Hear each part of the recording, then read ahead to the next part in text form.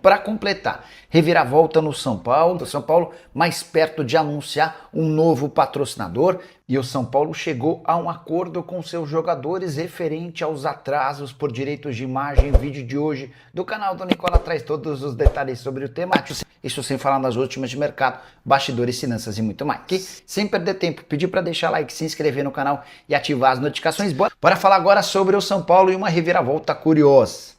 Desde que Hernan Crespo deu uma entrevista que soou muito mal para dirigentes e torcedores do São Paulo, afirmando que a briga do tricolor era por fazer 45 pontos para escapar do rebaixamento, as coisas mudaram radicalmente para o São Paulo. Foram 6 jogos seguidos a essa declaração, com 5 vitórias e 1 empate. São Paulo não mais perdeu, o único empate contra o Santos pelo Campeonato Brasileiro, as vitórias contra Flamengo, Santos, Primavera, Grêmio e Ponte Preta. A vitória desse domingo por 2-1 contra a Ponte, num jogo em que o São Paulo foi só ok, assegurou a classificação do tricolor para a próxima fase.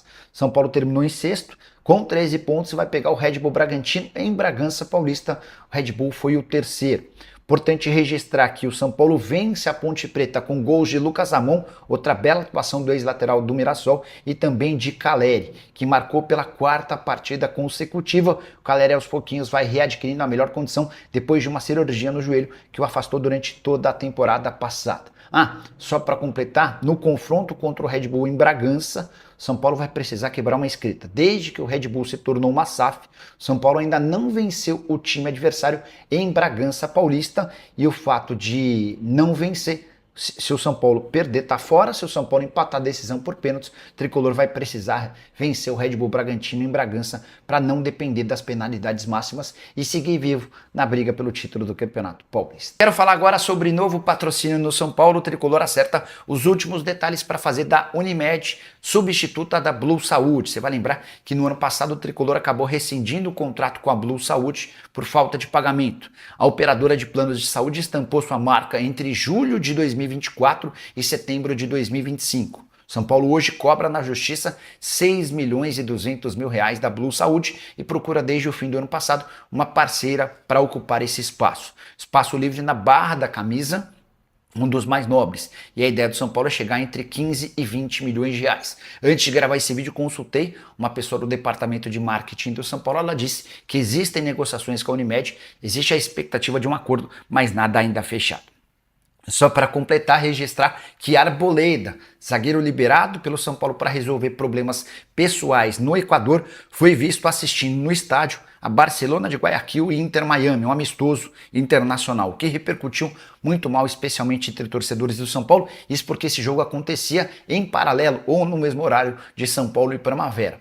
São Paulo alega que não vê problema nenhum, o cara tá lá no Equador resolvendo problemas pessoais e usa o seu tempo como bem quiser. Mas entre torcedores do São Paulo não pegou muito bem. A Arboleda, que é esperado na próxima semana para voltar ao tricolor. Queria contar que o Ancelotti está passando o carnaval no Brasil. Nessa sexta ele esteve em Salvador, no sábado em São Paulo, e vai curtir o carnaval do Rio no domingo e na segunda.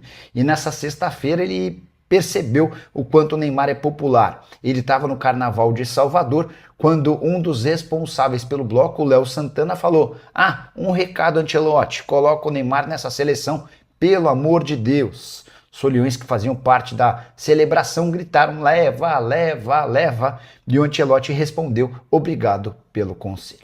Para você, o Neymar merece estar na próxima Copa do Mundo? Já usa o espaço para comentário e registra a sua opinião, beleza?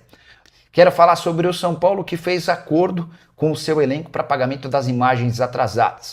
O presidente Harry Macis, desde que assumiu no lugar de Júlio Casares, se mostrou muito incomodado com o atraso no pagamento dos direitos de imagem. Qual que era a estratégia do São Paulo? Deixava 2 meses pendente, quando estava próximo de vencer o 3º mês, que permitiria aos atletas ir à justiça para quebrar contrato, ele pagava 1 mês. Então o São Paulo sempre tinha 2 meses de direitos de imagem atrasados. Harry Macis procurou os jogadores e ofereceu um parcelamento desses 2 meses, que eram quase 3 de direitos de imagem atrasados, para serem pagos ao longo de 10 parcelas, com a promessa de que não vai mais deixar direitos de imagem atrasarem. Jogadores aceitaram a sugestão do presidente. Rafinha e Rui Costa tiveram um papel importante nessas tratativas, e a tendência é que o São Paulo passe a pagar tudo absolutamente em dia. Salário em carteira no 5º dia útil do mês, direitos de imagem no dia 30. Só para completar sobre o tricolor, Arboleda foi liberado para resolver problemas pessoais no Equador, fica de fora da partida contra a Ponte Preta e não há ninguém que saiba a data da volta do atleta. A expectativa é de que ele volte o mais rápido possível. Sobre renovações, Luciano estendeu seu contrato até 2028 e tudo se encaminha para que Negrutti seja o próximo a ter seu vínculo prorrogado. Volante da base que ainda não conseguiu explodir no time principal, mas é muito bem avaliado. Ele chegou a ter proposta do Verona, mas preferiu permanecer no timão. Você gosta do Negrutti? Renovaria o contrato do Luciano? O que você pensa sobre Arboleda liberado para visitar familiares e resolver questões pessoais no Equador? Já usa o espaço para comentário e opine sobre o que quiser. Só não esquece de deixar like, de se inscrever no canal. A gente se encontra assim que surgir notícia. Vamos lá, Crespo. Boa noite. No, solo tengo que parabenizar a los jugadores porque o inicio fue difícil, todo el mundo sabía. Y como me falei en su momento, a gente tenía que colocar o carro na pista. O carro na pista ahora está ahí, cuartas de final. Parabéns para os jogadores que acreditaram, um grupo com muita união. Então, boas coisas acontecem. E sobre o Bragantino, Crespo? Não. É cedo. É cedo? É cedo. Os colegas vão aqui também perguntar a respeito do Crespo. Crespo, boa noite. Marina Buffon, estamos ao vivo aqui no Mesa Redonda. Quando foi a virada de chave para o São Paulo conseguir, de fato, deixar para trás esses momentos ruins que começaram na temporada? Você consegue identificar qual foi esse momento? Não tem um momento particular, mas acho que, como falamos nesse tempo,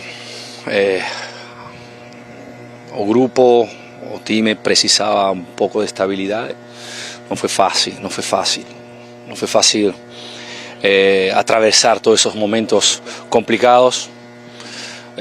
Parabenizar ao presidente Massis, parabenizar a Rui Costa, a Rafinha, a los atletas, a comissão técnica, todo mundo fechado, sabendo as dificuldades que se estaban atravesando, y ahí colocar la cara y siempre intentar dar o máximo. Muchas veces no alcanza, muchas veces sí, y ahora estamos en un momento muy legal, ficamos serenos y tranquilos que a gente, como falei antes, colocó o carro na pista, que llegar a cuartas de final, estar bem brasileirão.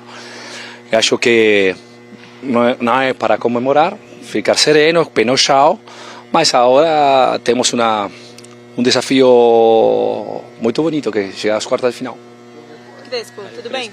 Você viveu toda essa montanha russa do São Paulo, né? E aí na reta final do ano passado, acabou ficando uma confusão, digamos assim, falando de gestão. Era o Belmonte que comandava o grupo, de repente chegou o Márcio Carlo Magno, aí era ele quem comandava, e aí ele sai de novo. Ficou uma confusão e essa é a impressão, que até os atletas sentiam falta de um comando. E aí o presidente Massis coloca o Rafinha, dá mais voz ao Rui Costa. Você acha que uma das mudanças é também os jogadores entenderem que o São Paulo hoje tem um comando na diretoria? Eu acho que sempre, nas coisas boas, estamos todos juntos. Diretoria, comissão técnica, jogadores, torcida. Neste momento temos união e temos estabilidade. Então isso é fundamental. Fundamental também parabenizar a nosso diretor Rui Costa, porque em um momento complicado, politicamente, financeiramente, e ele lutou e luta todos os dias para tentar de melhorar o time. E chegaram o Coronel, chegou Danielzinho, chegou Lucas Ramon, que hoje fez outra vez um grande jogo. Está chegando Cauli, Doria. Então é muito difícil trabalhar nesse ambiente nestas situações. Então acho que todo mundo fala de los atletas, todo mundo pode falar da comissão técnica, de Rafinha, do Massis. Mas merece Rui Costa um lugar nesta situação, porque não é para nada fácil ele continuar a trabalhar duramente em função de tentar melhorar o time. Então, e isto vai acontecer porque ainda não parou, temos tempo até 3 de março, como falei na outra coletiva. Temos tempo para olhar situações favoráveis que podem melhorar o time. Crespo, tudo bem? Os campeonatos estaduais, este ano especificamente, ficaram assim meio que Muito bem, voltamos aí depois do papo com o Crespo. O Calçade ia falar do São Paulo, aí já pegou o gancho, deu certinho ali. O Crespo já falou, vamos lá. Ele está tentando criar um formato, recriar pelo menos, né? Ele começou usando uma defesa com 5, agora ele com a volta de Caleri, Luciano e o Lucas Moura. Ele pode montar um time diferente, uma linha de 4 na defesa, mas ele tem 3 jogadores no meio de campo. Quer dizer, ele tem um formato definido, né? Isso está muito claro, que é Pablo Maia, Danielzinho, Marcos Antônio, aí Lucas Moura, Caleri e Luciano, cara. É o que São Paulo tem, não tem como escapar disso. Então, hoje, e eu estava vendo as substituições, o trio ofensivo ficou quase até o final. Todo mundo. Caleri saiu aos 90 minutos. Então, desenvolver e manter os caras para ver se começa a render com um trio que estava todo mundo. Você pegar o Lucas Moura e o Caleri, eles passaram mais tempo contundidos, né? Sem condição. Até se questionava o Lucas e ele dizendo, quando o Lucas tivesse condições e tal. E é isso que ele está tentando fazer. Pensando no confronto dele com o Bragantino, ele tem uma missão, tudo bem, os números do São Paulo e de vários times neste momento refletem a dificuldade que eles tiveram ao longo do campeonato. Então, eles tiveram dificuldade, isso não quer dizer que eles, neste exato momento, são esses números. Mas o São Paulo tem um saldo negativo de gols. Ele tomou 12 e fez 11. Então, ele tem que... Essa é a história do time contra uma equipe que tomou 2 gols e não perdeu. Então, tem aí uma missão muito importante que é contra o Red Bull Bragantino, que eu acho que é o jogo mais difícil, né? Mais equilibrado. Pode falar. Ele está buscando encaixar, sabe, eu preciso encontrar um formato aqui que se não são 11, são pelo menos 9, mas eu tenho isso aqui. Norte é o que ele está conseguindo fazer. Eu estava falando dos confrontos mais difíceis aqui, né? E aí está falando do São Paulo. Vocês acham que dessa aventura, foi uma aventura essa primeira fase, né? Uma aventura, porque você começa sem férias direito, sem preparação direito, e já em uma parte mesclando com o Campeonato Brasileiro. O narrador William falava o seguinte: momento de loucura e mágica. Momento de loucura e mágica. Isso que São Paulo passou também na primeira fase. Mais loucura do que mágica. Exatamente. Aí teve time que jogou Supercopa, tem time que já está de olho em Recopa. É uma loucura, né? Uma aventura essa primeira fase. E a gente só está no comecinho aqui, estamos no meio de fevereiro. É o calendário do triênio, né? Então faltam mais 2 anos. Exatamente. Então assim, no Campeonato Paulista, dos 4 grandes que passaram, o São Paulo é o que chega um pouquinho mais fortalecido, porque assim, ninguém começou bem. O Palmeiras, evidentemente, à frente pelo elenco que tem, pela condição que tem, mas pressionado pela ausência de títulos ano passado. Cobrança até por desempenho, que o Palmeiras não foi bem em determinados jogos decisivos ano passado. São Paulo com a crise política. Corinthians veio de um título de Copa do Brasil, lidou bem, mas, claro, o ano passado não foi fácil para o Corinthians. E o Santos, por tudo que foi, brigou contra o rebaixamento o ano passado. São Paulo é quem chega um pouquinho mais fortalecido? Não, assim, numa ordem, rapidamente, faço Palmeiras, Corinthians, São Paulo e Santos. O Corinthians está fortalecido por conta do título, não precisa falar, já tem um esquema também pré-definido, o Dorival sabe...